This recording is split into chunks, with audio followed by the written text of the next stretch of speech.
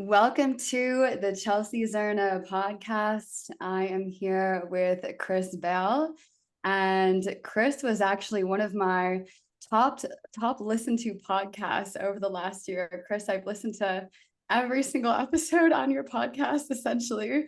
I love it. You have so much wisdom on the feminine, the masculine, relating, conscious relationships, sexuality.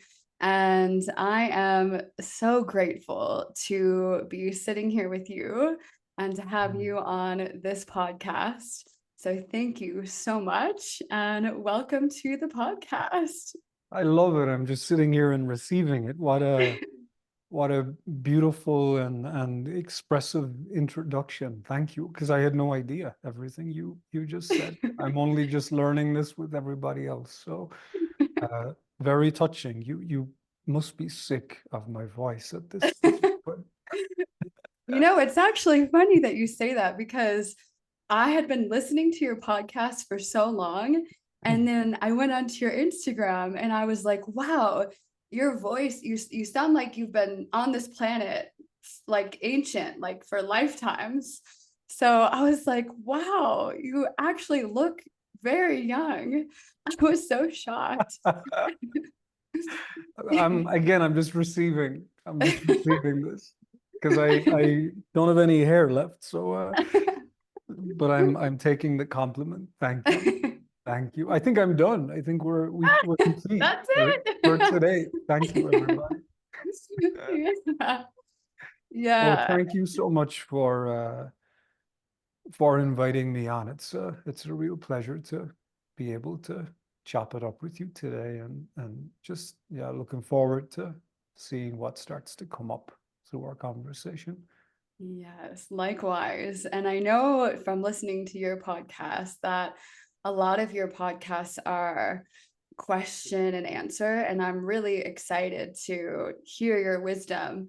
Traditionally, these podcasts have been a little bit more conversational, and I'm actually really excited because you are such an open channel. And I have some questions that I'm excited to bring forward. And for everybody that's listening, maybe you've had some of these questions on your heart, and maybe this will provide a little bit of clarity. Hopefully, we'll see how it goes. Yes. So I would love to start by just opening it up and saying that, I want to talk about sexuality and the difference between a man's experience and a woman's experience. And I know that and also what happens when a woman actually enters a relationship, a long-term relationship, and um, and then the dynamics kind of shift. Mhm.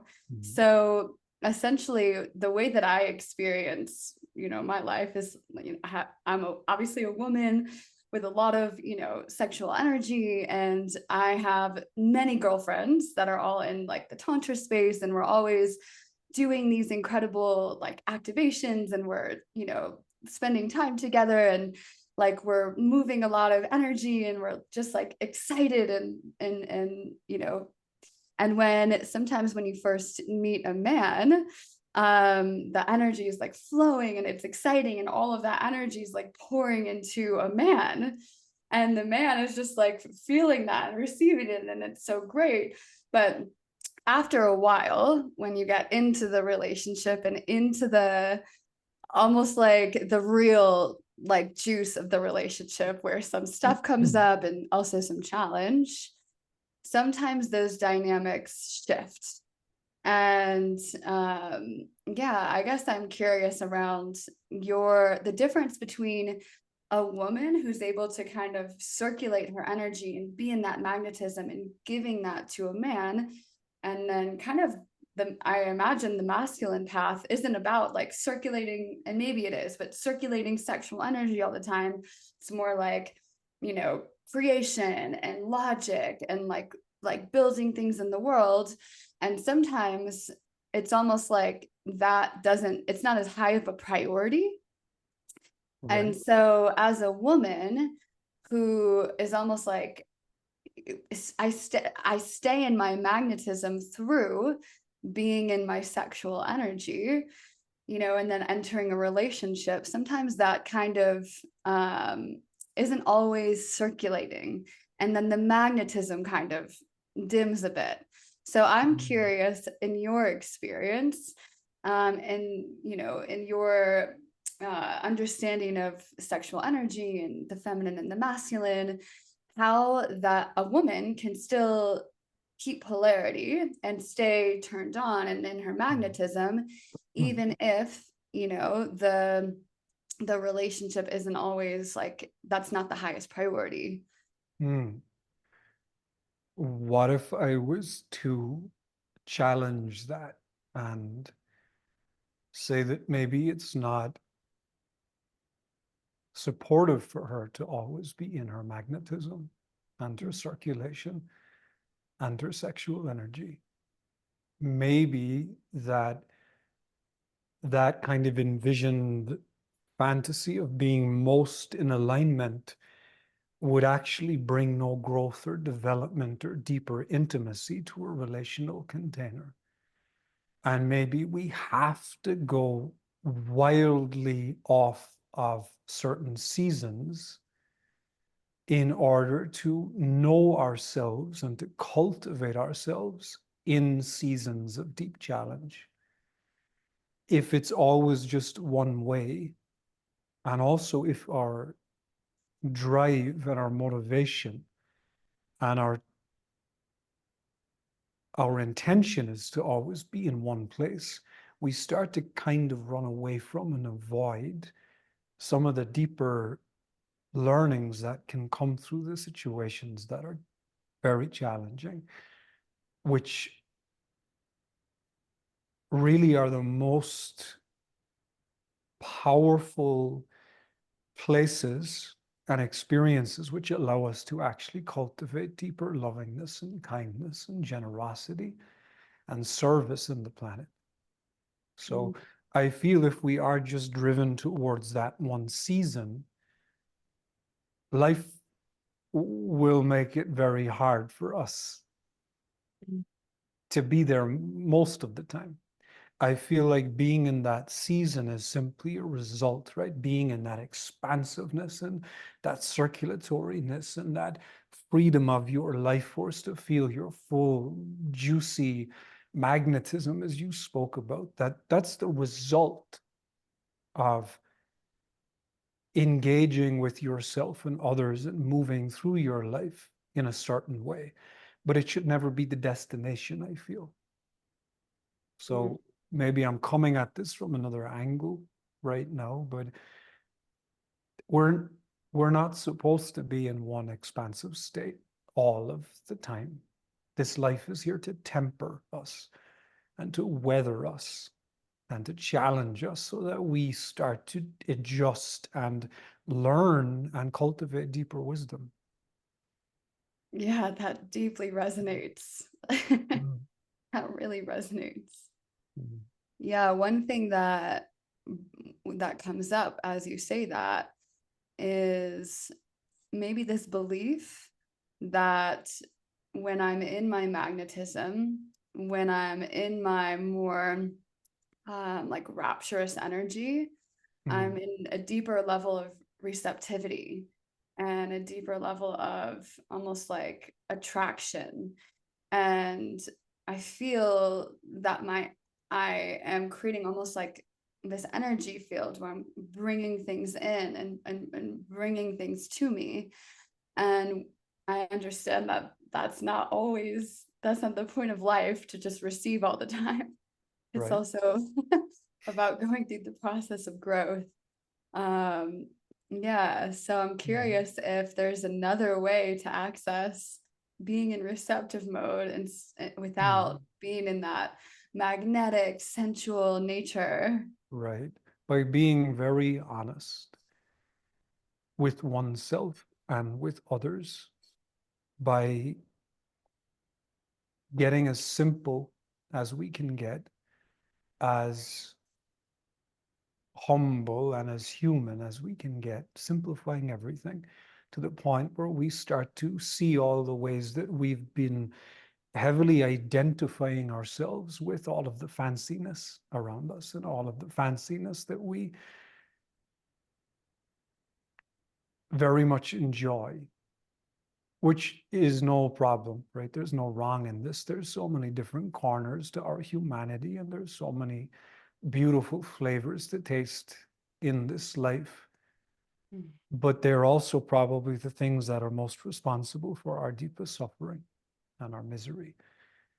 It's when we can start to move into that authenticity, into that absolute honesty with ourselves where we're at. Because honesty requires listening. Listening requires us to take a moment and to kind of come back into ourselves and to drop into our body and to breathe a little bit deeper for ourselves, and maybe even breathe a little bit deeper for the people around us. So listening is a receptive state in a time where everyone maybe doesn't want to listen to anything so much. They just want to kind of like consume, take what they like, make it theirs, and then, you know, monetize it or do something. It's like this constant rolling where the listening and the actual receptivity is lost. Like the actual humanity is lost within it. And I think now more than ever, we're getting to see that, and we're being challenged to maybe look at ourselves a little bit deeper in relation to how we're living and how we're loving. Because, and I know I'm veering off your initial question every time I start responding, but there's the way I see it in my experience. It doesn't have to be the way anybody else sees it. For me, there's 3 stages of our development, of our progression from being incredibly miserable, for a use of a better term, just in our life, where life is just a brutal experience and it's always tough, it's always challenging and never stops.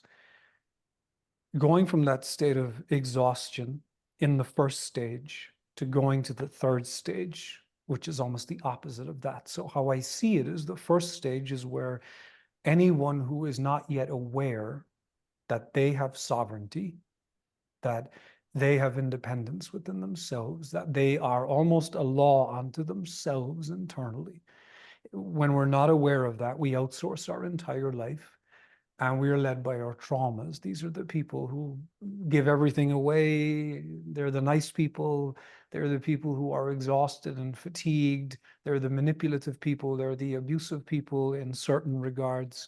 But these are just people who have left themselves and their sovereignty so deeply, the felt sense of them, that they don't even know where they are, what's going on, where they should turn to next.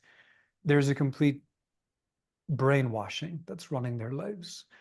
What happens is these people, hopefully and beautifully at some point, get a little hit of something, let's say spiritual, where they go, oh, wait a second. Everything that I'm hearing this person say, all of that was happening to me. Right? I was losing myself. I feel exhausted. I feel ill. I'm not in the relationships I want to be in. And then they start to see very, very clearly all of the ways that they've left themselves. So now they start to move into that 2nd phase of development, which is, okay, rather than being outwards, let me now turn inwards and look at myself as deeply as I can. All the ways I've mistreated myself, all the ways I've facilitated other people in mistreating me and mishandling me, all the ways I have not listened to myself, all the ways that I have shamed myself and guilted myself and blamed myself and bullied myself.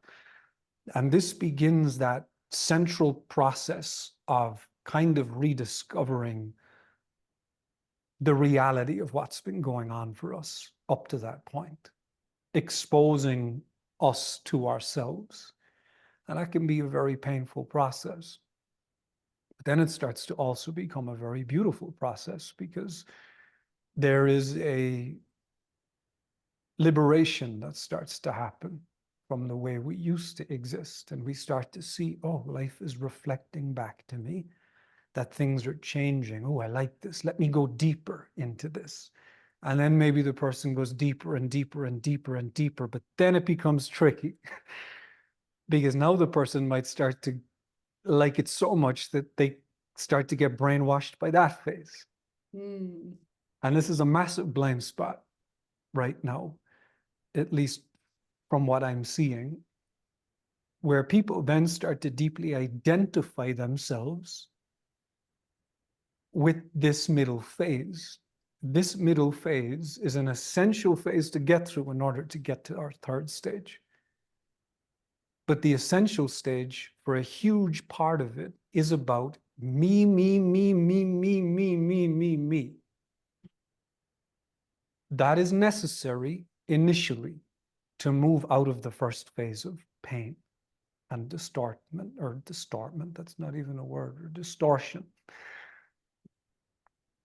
But what we're seeing now on the planet is this massive blind spot where the people attempting to lead other people spiritually have gotten caught in this middle phase. They're stuck in it and they're blinded by it and they're heavily identified with it, which now starts to create its own form of suffering and misery to the point where you just always feel like you're constantly in your process. And then people identify with the phrase, well, it never ends, right? You have to always be in this. This is the way it works. And there's a lot of beliefs that people have formulated, and then they sell those beliefs to other people about this second phase. There's a lot of the empowerment aspect of this second phase, which is not actually empowerment, especially in the arena of emotions and expression and even feminine expression, and how that has been dragged through a lot of distortion to the point where being in your femininity just means kind of flaunting your unwellness to the world. And this is a deeply nuanced thing. I'm realizing I can only say a few words right now in this moment, but there's beauty to it and there's shadow to it, like everything. But that's the second phase. But it's me, me, me, me, me. We must graduate from that second phase into selflessness. And when people get stuck and identified in that middle phase, they are terrified of being selfless because they're afraid of going back to phase one. Mm. So if I come to someone and say, no, the secret to all of this is actually how loving are you in the world with others around you? How kind are you? How generous are you? How calm are you inside? Not because calmness is a masculine trait. Bullshit. Kindness is being, or calmness is being well. Calmness and regulation is health, is true health. And oftentimes when I bring up this third stage or these third stage questions, I will see a big kind of fear response of, oh, I'm going to go back to phase one because before I gave everything, before I put everyone before me, before I focused on everyone's needs. It's like, yes, but the third stage motivation is different to the first stage motivation. The first stage motivation is I must behave this way because I've been brainwashed to behave this way. And if I'm nice to people, I'll get something in return for that. The motivation was still actually me, me, me, me, me. When we move to the third phase, that person is so well and is so clear that they want to be useful, that they actually want to be in service, that they are willing to put everyone before them first, everyone's emotional state, everyone's well-being, everyone's experience before them first, because they can, because they're cultivated, because they're healthy, because they're aligned with the higher frequency than they've ever been aligned with. So now it's no longer a sacrifice. It's no longer a compromise. It's actually a deep, reverent act of service, of selfless service. And what that person may start to see is all of the suffering they had previously been in, and all of the misery that they had been experiencing starts to clear itself away, and they get healthier. They start to feel more energized in themselves. They start to feel lighter in their heart, more turned on in their sex, more calm in their nervous system. This is about humanity. I can sit here and talk about sex all day, but ultimately, what is the deeper part of it? And the deeper part of it is, can we be there for one another? Can we take care of one another? Can we also understand that even in that middle phase, which is essential, right? I'm not here to shame people in their middle phase. I had to go through my middle phase. We all have to go through that. That's the path. You don't get to skip it. And I completely forgot what I was going to say. So I guess that's it. So when someone's going from their middle phase to Mhm, the last phase, what mhm, what do you generally see in their consciousness and the way mm, they see life and the way they see mm. themselves, maybe even their relationship to their inner world or their emotions? Like what tends to Right, shift? Or is there like an initiation moment in a way? right. Well, I mean, there's always initiation moments, Yeah. but what is very clear is the person starts to become very disheartened with the middle phase. The person looks at the truth of their life, not their Instagram account, but like the truth of what's really going on in their life and how they are truly feeling on a day-to-day basis. And they start to become potentially disheartened by, oh, it's starting to feel a little bit empty, or it's starting to feel kind of like there's a ceiling, like there's a plateau. I've nowhere to go from this. I've kind of done all the practices and all the things, and I've focused on all the stuff, and life goes on, life continues. But I feel there starts to be a dissolution of a lot of the things that they may have previously identified with heavily as being truth, or as being the answer, or as being the way things are supposed to function, such as masculinity and femininity, right? They start to maybe see their own rigidness.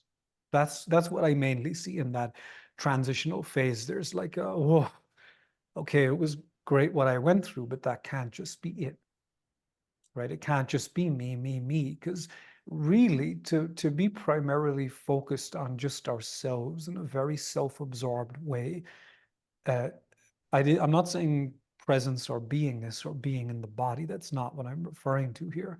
I'm referring to the mind's motivation of all of our focus and our time spent just self-absorbed. That is probably one of the most painful ways to exist here on a long-term basis. At a certain point, when we feel well or a little bit better than we have felt before, because we've started to hear ourselves and hear life and take care of ourselves a bit better, there's got to be a point where we can move outwards and share that with other people. And what if we just share that with other people quietly? What if we didn't have to tell the world about it? What if what if it's not about us anymore? And in that phase, we have to really start to look at all of the things that we have set up in ourselves that we've used to try to validate our specialness or our powerfulness or our enlightenment or the growth that we've went through or our development. Like, just look at me, like, look at me. There's a deep air of that in that second stage. Again, there's nothing wrong with this. This isn't a bad place to be, but if one stays there, they will they will suffer because of that. And life will grab at them a lot, right? If we keep putting ourselves out there in that way, the energy coming back at us starts to be quite consuming. It starts to pull at us. It starts to drain us. This is a massive topic that Yeah. I'm wanting to like respect it as much as possible, because I'm not wanting to miss corners of it. Nothing in what I'm sharing has any intention of telling people they're in the wrong place. Like, I want that to be really, really clear, because sometimes people Yeah. completely confuse my intention because it's firm, the way that I communicate stuff. Love where you're at. All I'm calling you into is being more honest with yourself and asking yourself, how have I been useful for others today? Mm, Just that simple question. How have I just been a little bit useful for others? Or has my desire to help others been about myself? mm, Because that will hurt them. mm. Yeah, that will hurt the practitioner of it. So I realize I'm veering off of the initial conversation, but I would love to get into some of those practical aspects of, like, the sexual dynamics and the Totally. relational aspect, because it's all a part of it. So Yeah. This feels quite relevant, actually. It really does. I think that what you're bringing forward is, I'm imagining that myself and almost all the people that I'm surrounded by in this point have a very similar belief system, and a lot of it has been kind of like diving into this world of opening up the emotional body, activating the intuition, activating the sensation, sensitizing the body, opening up the sexual energy.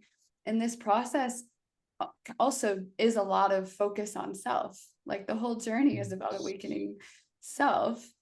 And I feel that this, what you just brought forward, I think sometimes it's easy when you're so focused on yourself to actually just get stuck in the process constantly. And like, even speaking for myself, like, I am like, it's night and day from where I was 6 years ago, where I was like really in it, like definitely in stage one of this model. And now it feels like certain moments I'm in stage three, but I would say primarily, I would say that I'm in stage two, and almost everybody that I know is in stage two. Not everybody, but like maybe a lot of the women that I know, because it sounds like the path you're describing is also like service, giving to the world. And I think like in this stage two phase, a lot of women really stay in receptivity. And even my question was like, how do I get more into receptivity? And the masculine has been like providing and like really giving and serving. And I imagine that there's almost like a shift that it happened where like the inner unification of like the inner masculine and feminine really comes together in that pathway of like really being selfless and really being in service comes through for the feminine as well. Yes. But also service is, it's going to have to be a choice as well. So such a part of this transitional phase, and this is like this model has just kind of become clearer to me over the last year or so, and I really haven't spoken about it very much other than in like private gatherings. But I think this might be the first place that I'm actually speaking it out loud publicly. But it's, at least I've never seen or encountered anyone, including myself, that has went from stage two fully into selfless stage three. It's getting to a certain point of health and vitality and wellness in stage two, which is another part of my pointer to people. If your practices are not bringing you more health and vitality and regulation in your nervous system, change them. Because there's a lot of practices out there that are just dysregulating people and burning through their yin chi and their juice and really creating problems. That's a whole other thing. But within the stage two, there comes a time where one starts to make conscious choices in certain moments to choose love versus, oh, well, I need to clear this with you. Or, well, I'm feeling this thing, and for me to be in alignment, I have to be in this thing, and I have to express this thing. And there's a graduation from that. Now, that is important in a certain phase. That's very, very important in a certain phase. But what starts to happen when we choose the other in that moment of selflessness, what we start to experience is, well, what an opening I just had when I realized I didn't have to go into whatever my ego or my identity or my belief system, whatever emotions that was creating in my body. Sure, I could have went into them and I could have been in the experience of them and expressed them and let them move, and the other person could have been there and held space, and maybe we could have connected deeper through that. But there's a certain moment where we realize that actually starts to drain, deviate, and create imbalances in our organ systems. So, and that's the hard, like love is the hardest thing to choose. And I'm saying this from experience in moments where the pain or the childhood trauma or the story in us as we sit next to our partner is going, I can't believe they just did that and said that. And I'm having such an intense experience. And I just like want to, I feel so much anger towards them. But then to choose, I'm going to turn and embrace this person because I can see they're in challenge right now. I'm going to put them first. I'm going to put their heart first. And I can only speak to this as a man, but as a man, I'm going to put her first. Regardless of what I'm in, I'm going to tolerate what I'm in because I know I can clear it myself regardless. I'm going to tolerate what I'm in. I'm going to learn to endure challenge and difficulty and emotional intensity. And my practice is to put her first without shutting myself down, without feeling like I'm not allowed to express my emotions. This is why this can only come after stage 2 has been really lived in and really experienced. But the deepest openings I've ever experienced, the most profound internal shifts and adjustments have come when I have put my reaction down and have turned into love for that other person, feeling what has went on in my body and the freedom and the relief and the complete surrender that has let go in my system has been like nothing I have ever experienced. This is why it's so painful and so confronting for people who are in intense emotional reactive states to even consider turning into love and putting the other person's experience first. Because we've been hurt by that in the past. We've been hurt by putting everyone before us, as I said, in that stage 1. So this is for the people who have met themselves to a certain degree where they're good, they're fine. They know they have what they need in order to process and let go, whatever it is that they need to process and let go. So they don't need to fill the space with it. I always say stage 2 is the experience of I'm in my anger, so I'm going to let my anger express everywhere in this house. I don't care who's here. I'm going to honor myself. I don't care who sees it. I'm going to honor what I feel and express it. Beautiful. That's stage 2 clarity. Stage 3 clarity is I am not going to fill this space with this energy because I don't need to. I'm going to remove myself lovingly, putting these people first. I am not going to sodomize the space that then they have to process through it and try to deal with it. I am going to move through it in my loving way, maybe with a partner or maybe with a friend, and then I'll come back.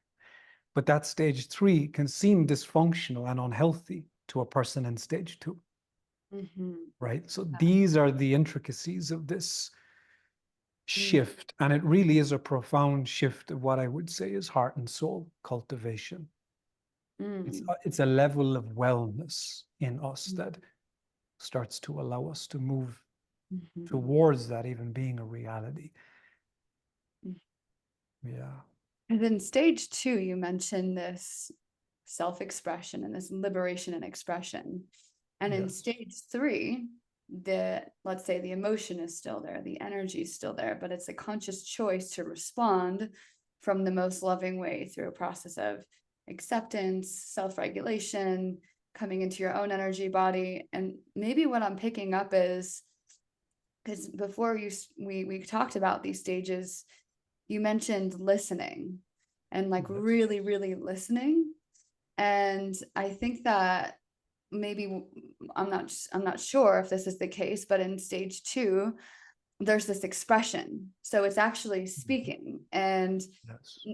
like, yeah, I'm curious around deepening the layers of listening, and if listening is also connected, because it's also Mm. listening internally to intuition, and maybe listening for a higher level of expression that's maybe silent or something like Mm. that. The listening doesn't even really need to be silent, I would say.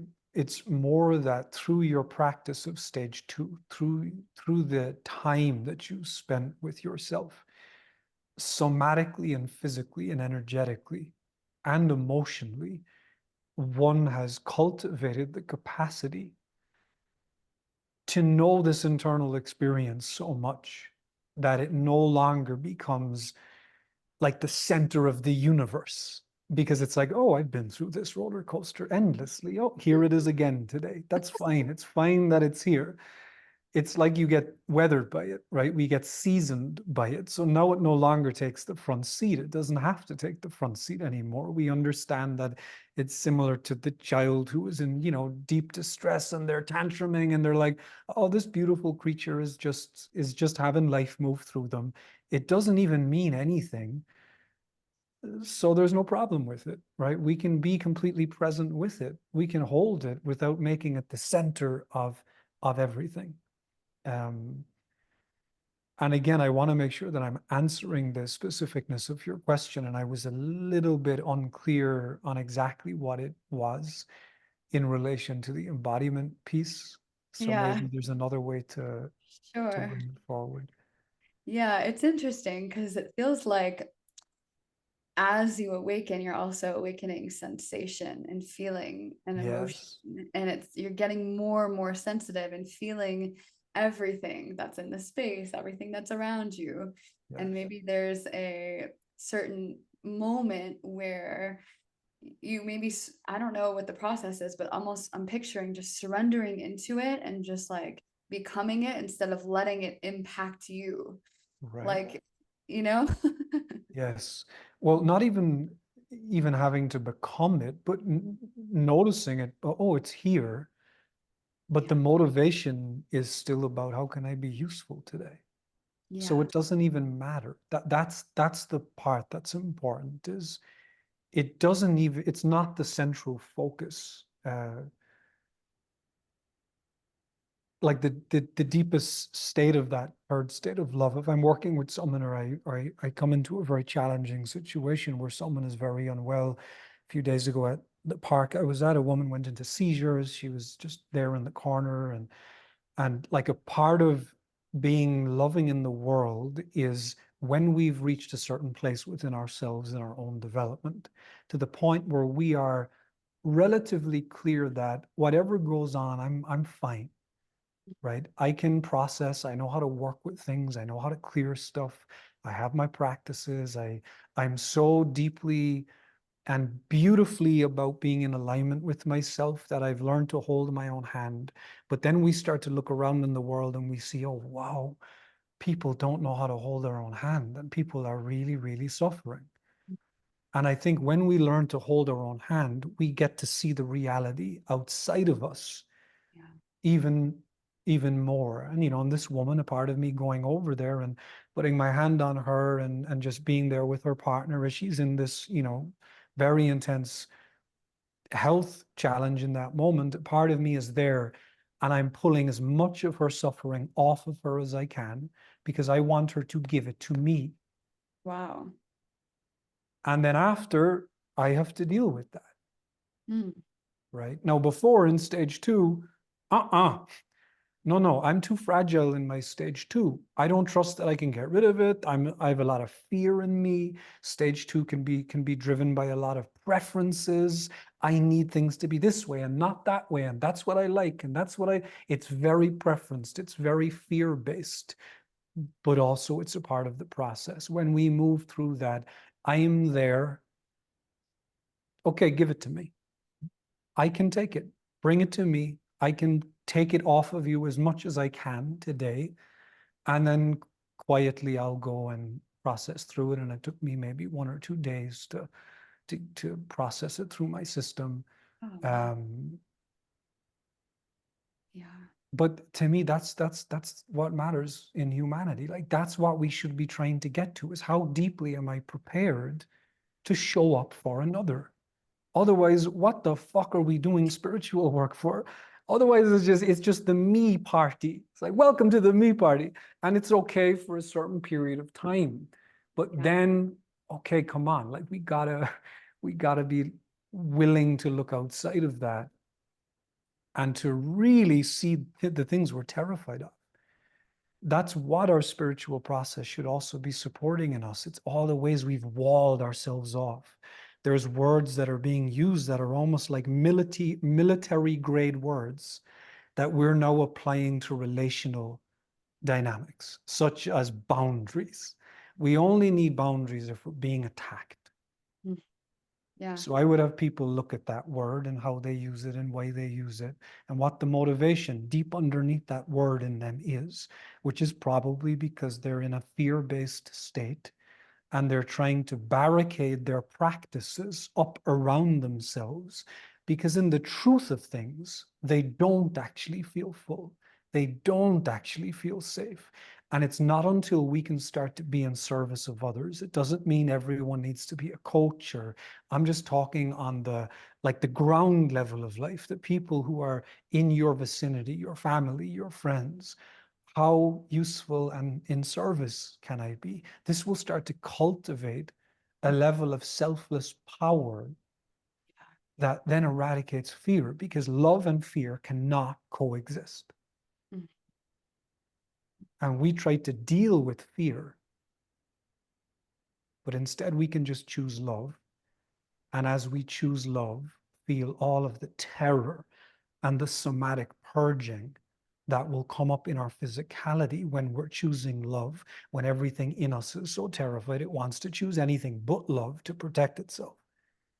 It's those moments where we make the deep transformational shifts. But then we have to use our stage 2 skills, which is stay in the body, feel all of the fear, feel all of the emotions that are arising, express them, let them move, don't abandon oneself, but then still choose love.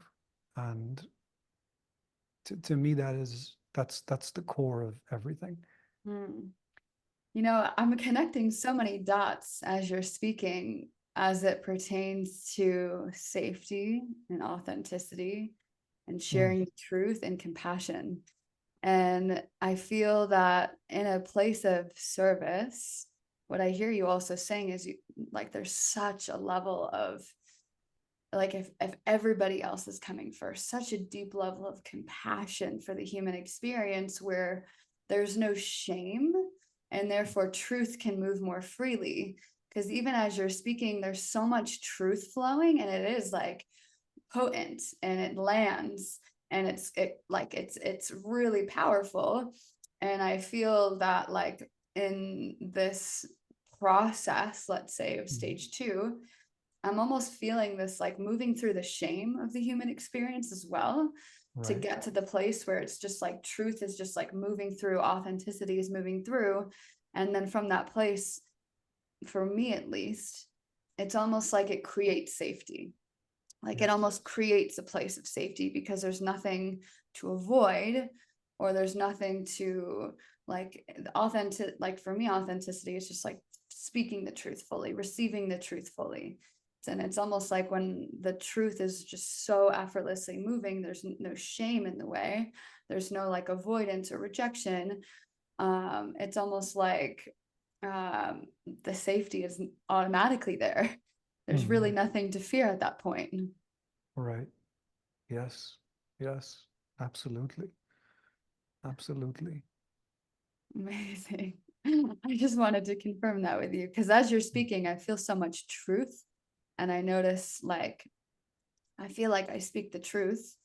And if I feel like, yeah, there's like a filter, I still feel it. Mm. There's still a filter of like truth, which means my own channel is not fully shameless. You know, I still feel Mm. those like Well, elements. Yeah. that's tough. You know, that's we live in cultures and societies that are irreprehensibly shaming and contorting and perverting to just our humanity in general. Almost everything around us, other than nature, is kind of shoving how unsafe we are in our faces all of the time. And it brainwashes us. So it, everything I'm sharing today is not ever with the intention of needing to be like this perfect, selfless human, because we can't be completely selfless. It's not possible. We need water, we need food, we need to pay bills. We should also be enjoying everything that this life has blessed us with to the most abundant levels possible. But it's not about the external, it's about our internal motivation that will actually change our frequency. So you can go and shake someone's hands or say, I love you with a certain motivation. Or you can look at someone and say, I love you with a totally other motivation. What I'm asking for people is to question your motivations. If you can just start to shine a light on your motivation for your behaviors, your communications with others, your way of living, how you approach your practices, relationally in conversations with your loved ones, before you open your mouth, stop for a moment, start practicing that pause and go, what is my true motivation for what I'm about to do or say? Is it one of love or is it one of greed? Because the fundamental frequency here that has us all in so much pain to begin with is greed. It's having a greedy heart. It's when our whole frequency, because of how unwell we feel, of everything that went on for us in stage one of consciousness, all of the pain that's created in us, all the wounds, all the leakages, the body can also get very greedy and want to kind of pull solutions and pull healing and pull relief because we just want to feel, ah, we want to feel free again. We want to feel meaning.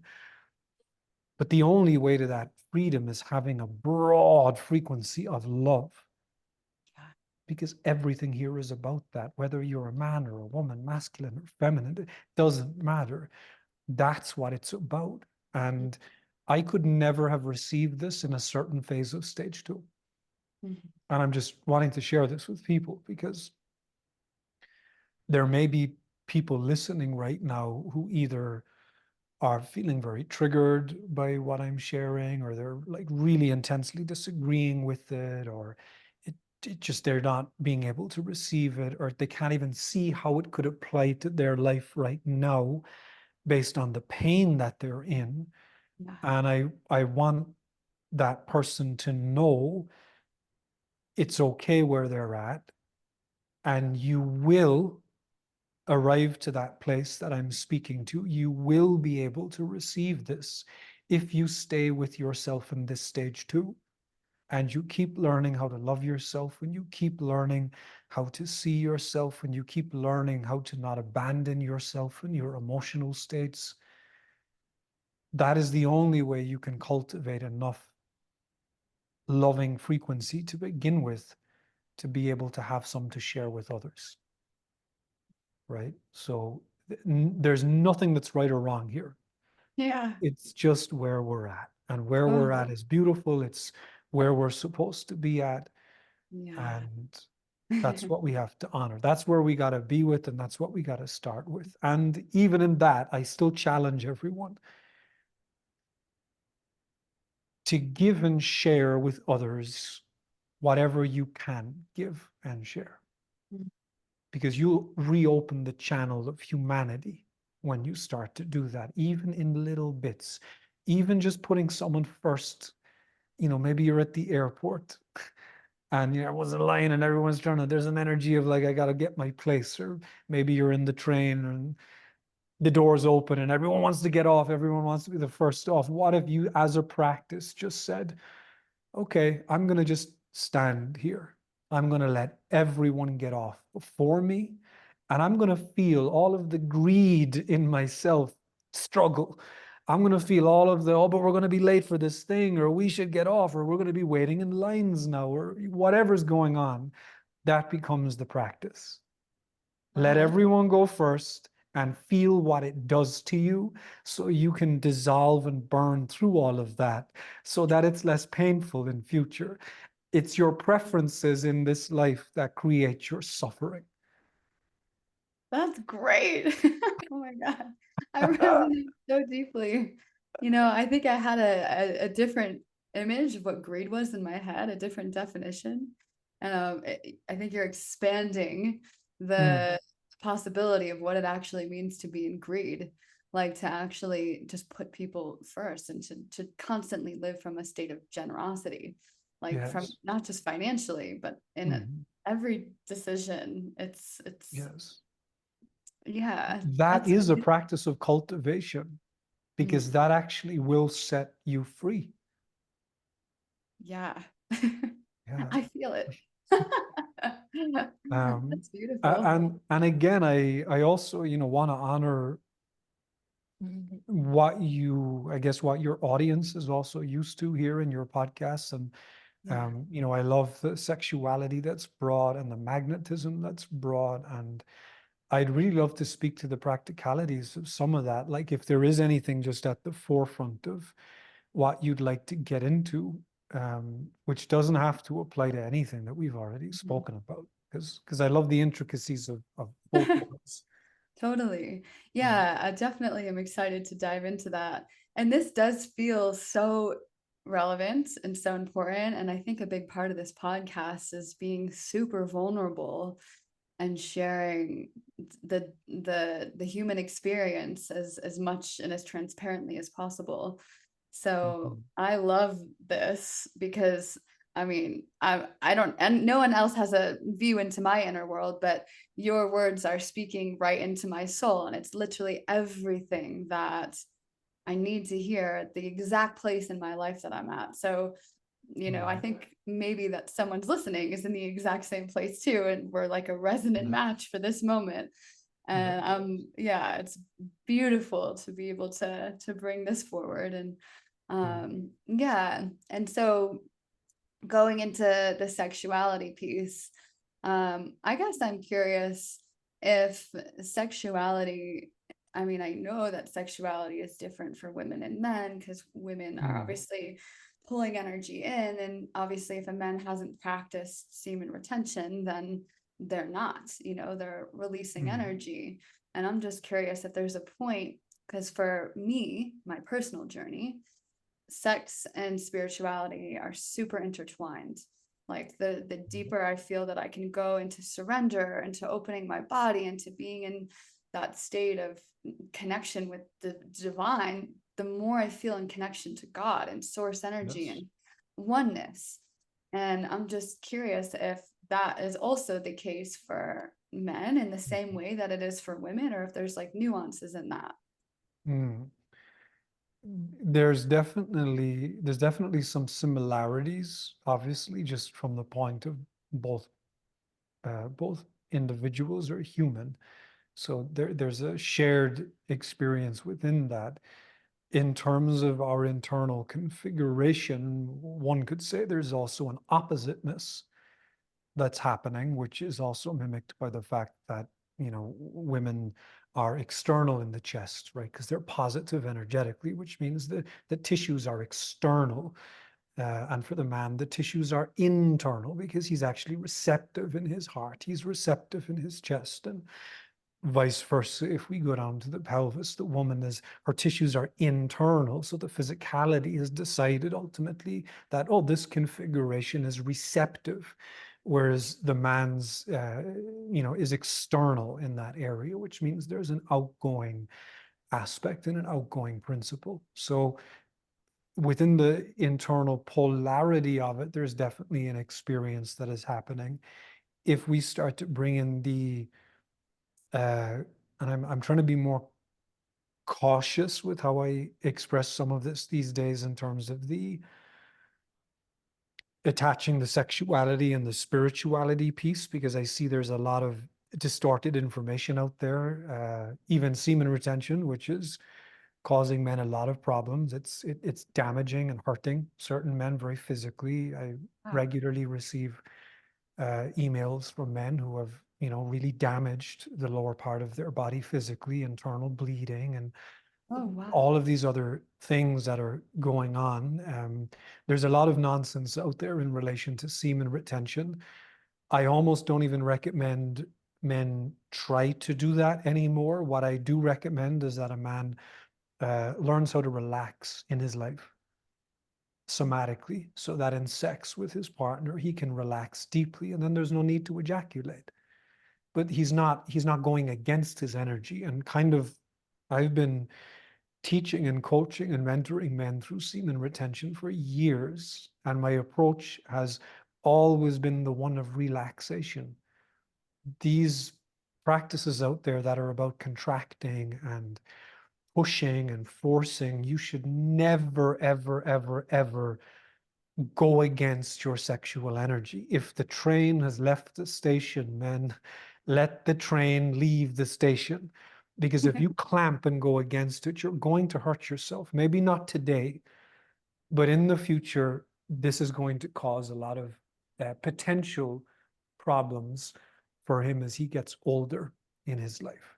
Mhm. So I just feel like I'm wanting to do a public service announcement on that. Uh, Healthiness is just relaxing in sex. For the man, learning how to be in his body, how to breathe, how to stay centered and grounded, so that his woman can go to these ecstatic heights that are ultimately in response to how deeply he's grounding down into the part of him that is affected by none of this. Mm.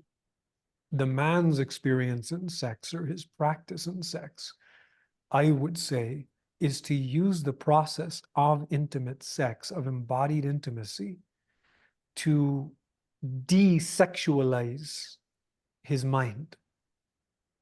Because if a man sees breasts, or a man sees the body of a naked woman, and then he immediately kind of just wants to come or move towards an ejaculatory, pleasured experience, that is the sexualization in him. Because if you take that man and put him into a tribe that wears no clothes, probably in a few weeks, he's just going to see a naked female body as a naked female body, and there's going to be no sexualization in him.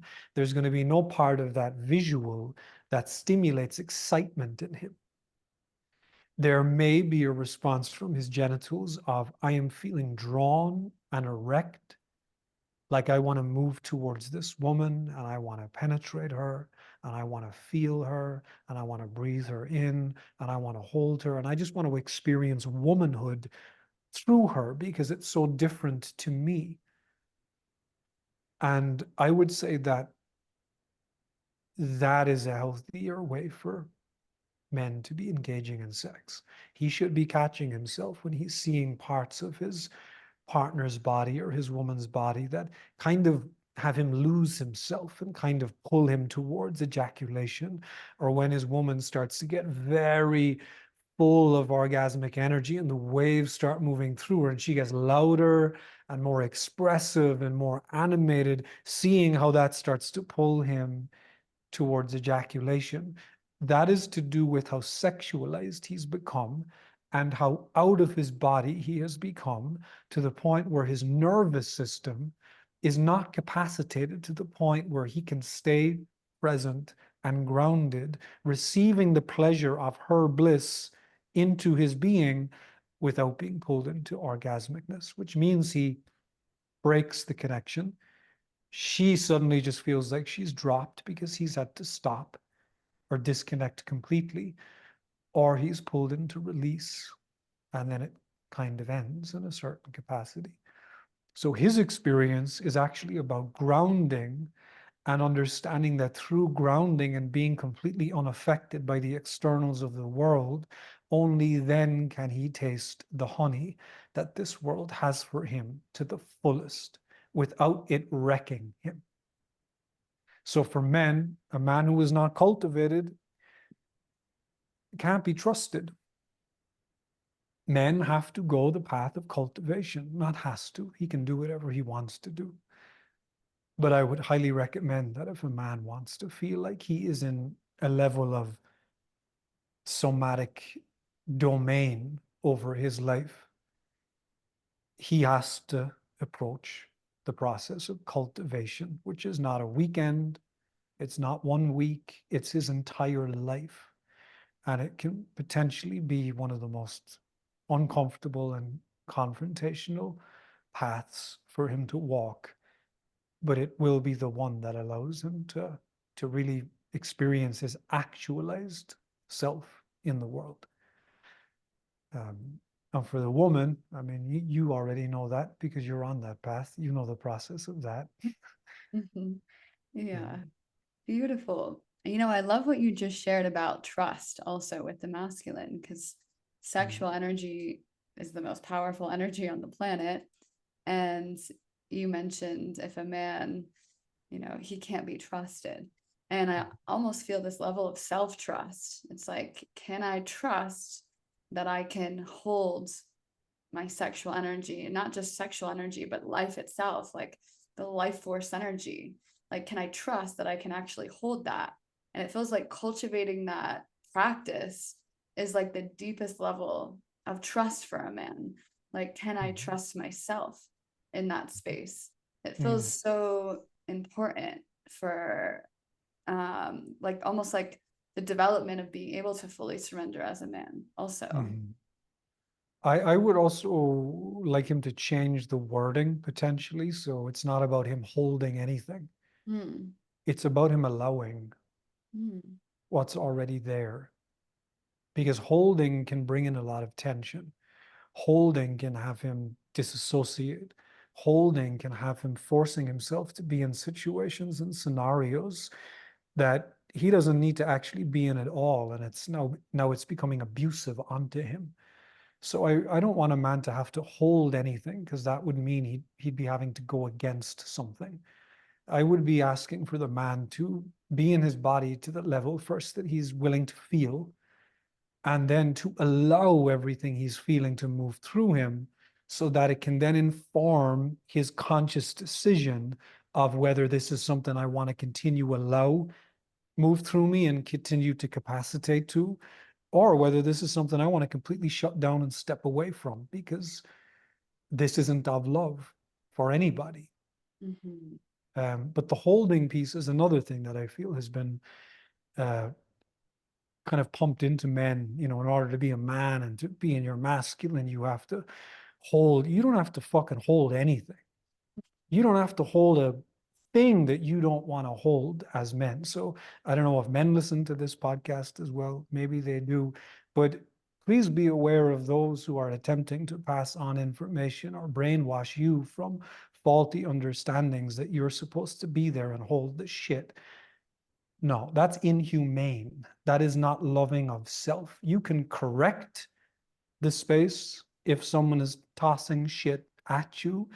You can stand up for yourself. You can be erect in yourself.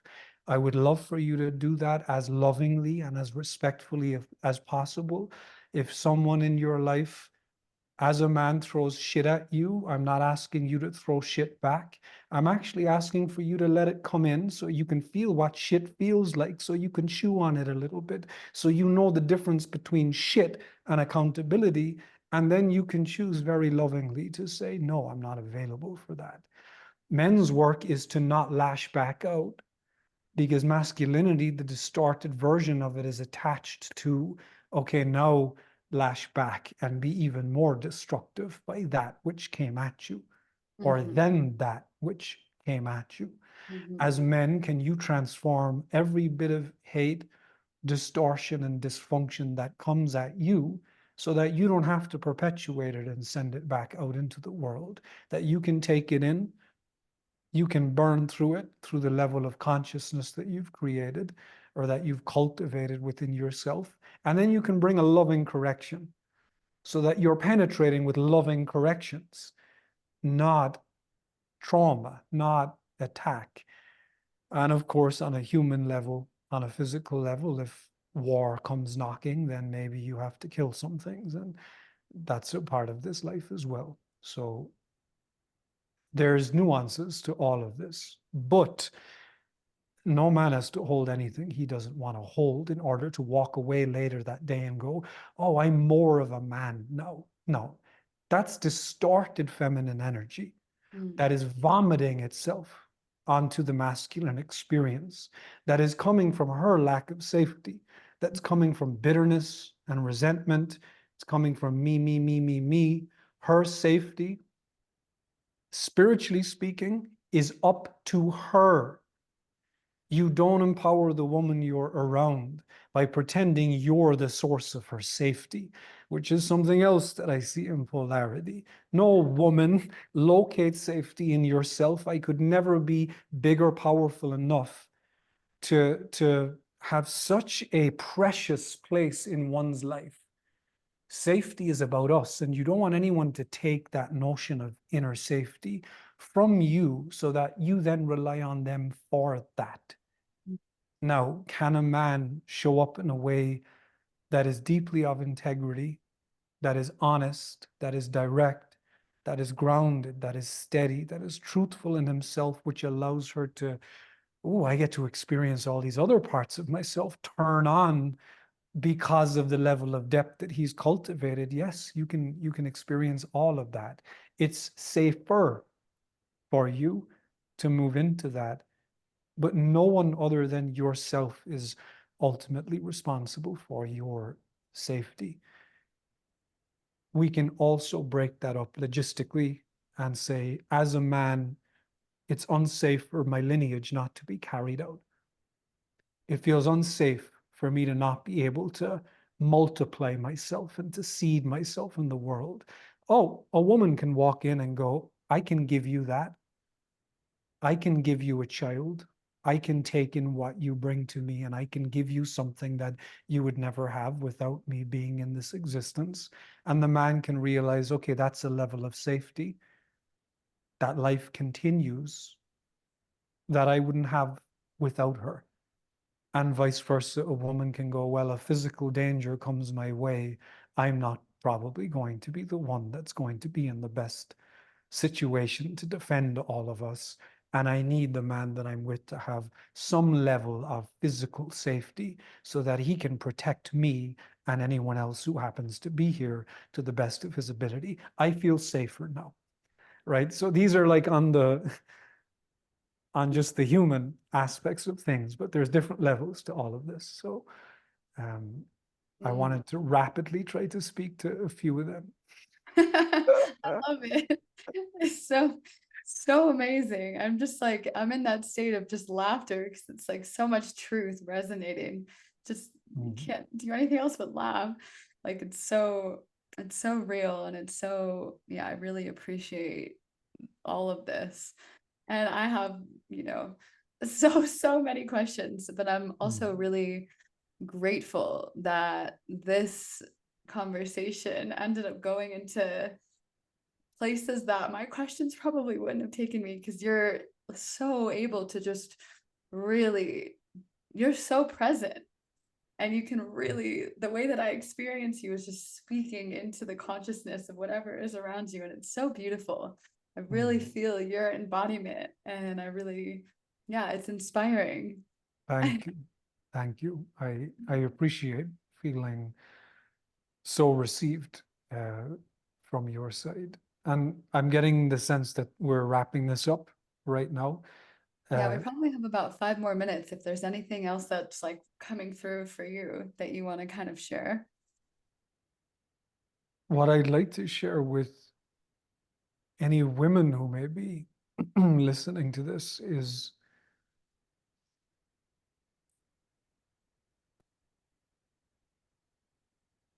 if you really want to know the truth of where you're at, look at the men that are around you.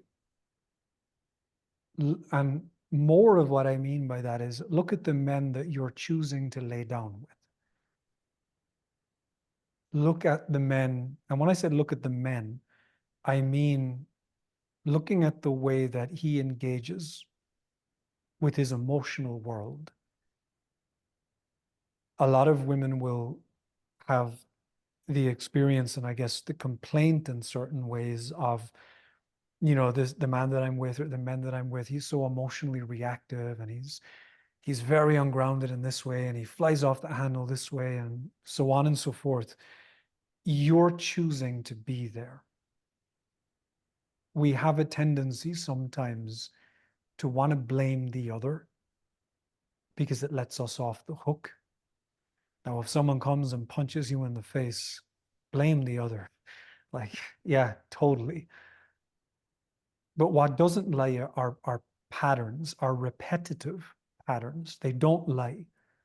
You can have a one-off experience that maybe doesn't mean so much about you, but as a woman, if you find yourself consistently in the same pattern where men are either responding the same way, or men are leaving in the same way, or men are dropping you in the same way, and this is a pattern that you just kind of see as, oh, well, this is the way men are, right? You got to realize that's not true. Not all men are like that. But you're having a pattern of repetitiveness in your life that's showing you this is currently what you're available for. How do we know that? Well, because you're in it and you're also facilitating it. There's something that's still good enough for you that has you stay there. There's stories you tell yourself of he will change or this will change, even though maybe you've had a conversation with him 50 times and you've expressed some of the things you'd love to shift. And 4 years later, you see that, oh, they're still just kind of the same. And you're gripping to he will eventually change. He won't probably change. And I'm not saying that to be a buzzkill or to like burst a balloon, or I'm doing that to kind of just echo the truth of what the experience is reflecting to you. Women oftentimes can be just deeply devoted to lovingness and partnerships.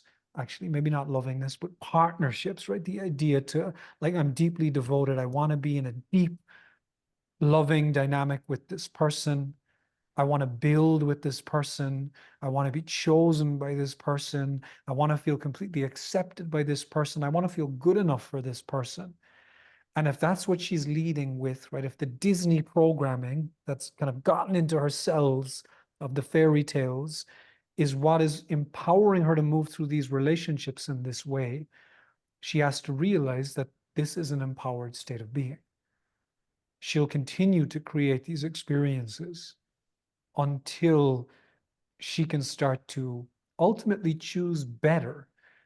And the word better doesn't mean that she's wrong, but she and I both know that she could choose better. What I'm really curious about, and what I would love for her to get curious about, is why she doesn't choose better. What's in the way?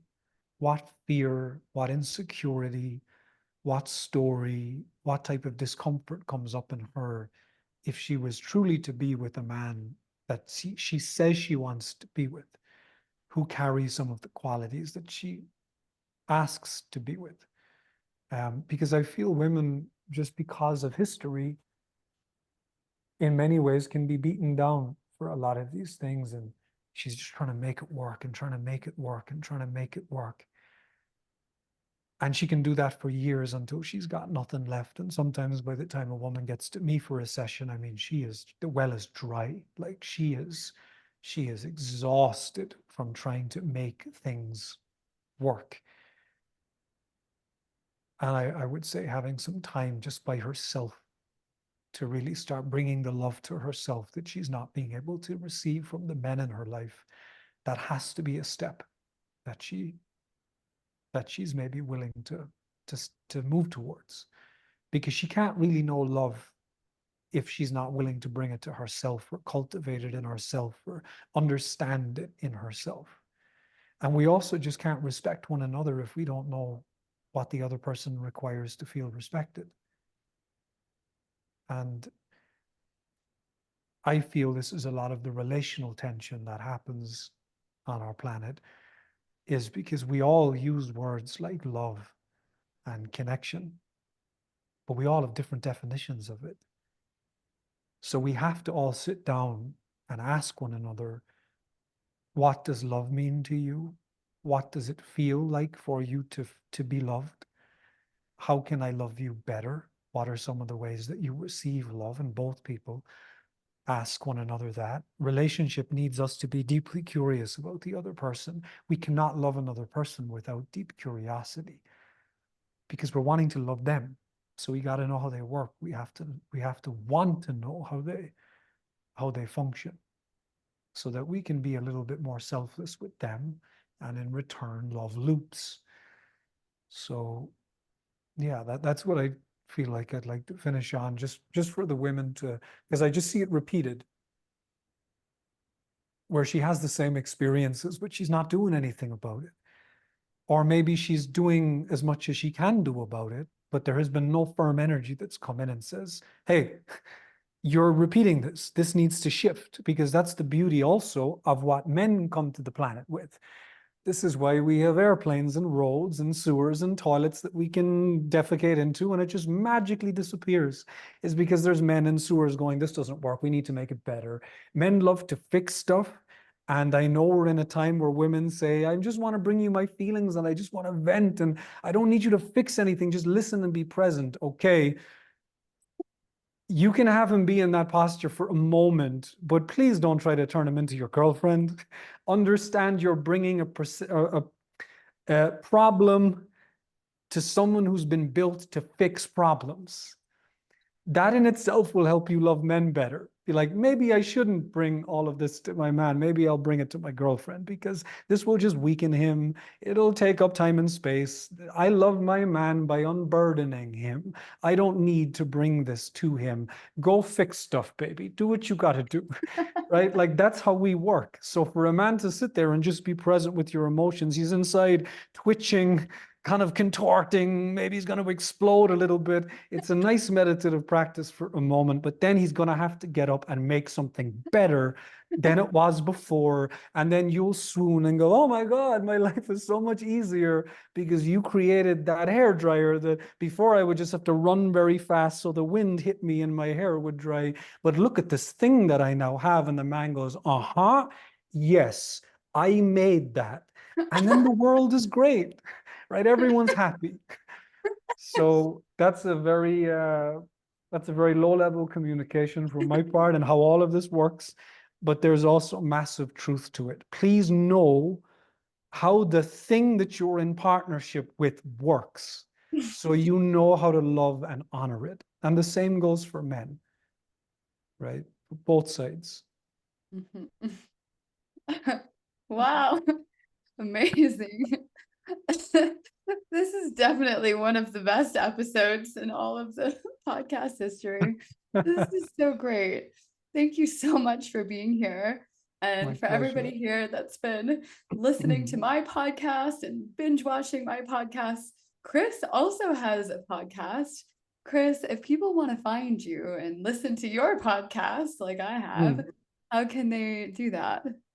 They can probably find all of that through the website. It's awakenedintent.com. I'm also pretty sure most of the stuff that's created only will go on social media. That's at Chris Awakened or Chris Bale Awakened, because I guess I think I'm awakened or something ridiculous like that.